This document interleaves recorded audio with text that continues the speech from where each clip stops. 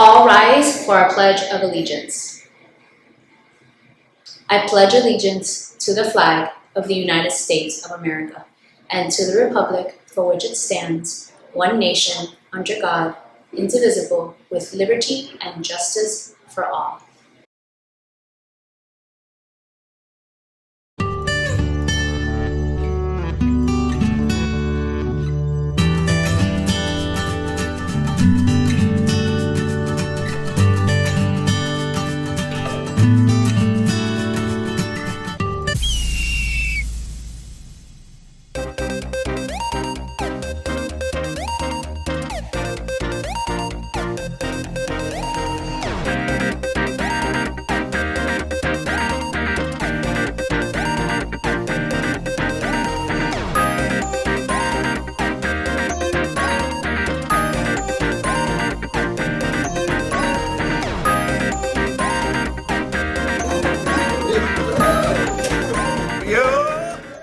Good morning, students, faculty, and staff. Welcome to the WTCS announcements for Monday, May 22nd, 2023.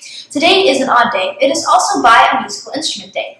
The word of the day is engender. It means to cause to exist or develop.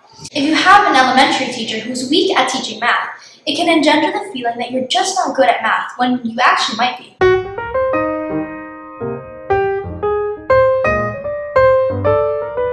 And now for a private fact of the day. Did you know that animals also exhibit LGBTQ relationships? Scientists have observed several animals who have same-sex partners. Perhaps the most famous example are two male penguins, Roy and CeeLo, who live in the zoo together. They end up raising an orphan penguin named Tango. The story was made into a popular children's book, and Tango makes 3. Unfortunately, many states, including Florida, are trying to remove this book from libraries because they think it's inappropriate.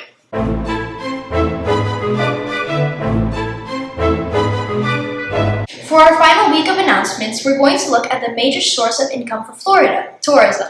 One of the 4 theme parks at Disney World is Epcot, which is famous for the giant sphere that looks like a golf ball. Did you know that Epcot was originally planned to be a city, not a theme park? Walt Disney had the idea of a giant community made up of people from all around the world, all living in a giant dome city that could be driven by technological innovation and environmental friendly practices.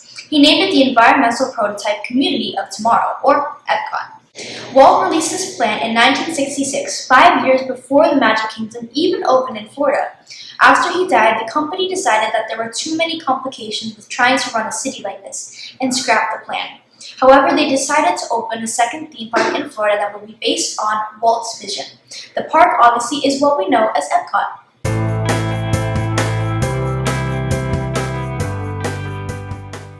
Famous blues musician Otis Taylor went to high school in Colorado.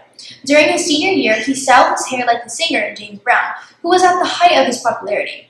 The school, like most schools at the time, didn't allow the black students to style their hair in any way that could be considered ethnic. They were expected to have the same hairdos as the white students.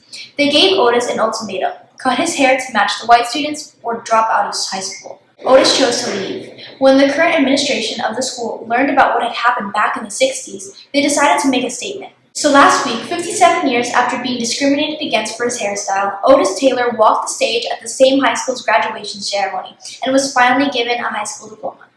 Thank you for tuning in, Hawks. Have an epic day, and we'll see you tomorrow.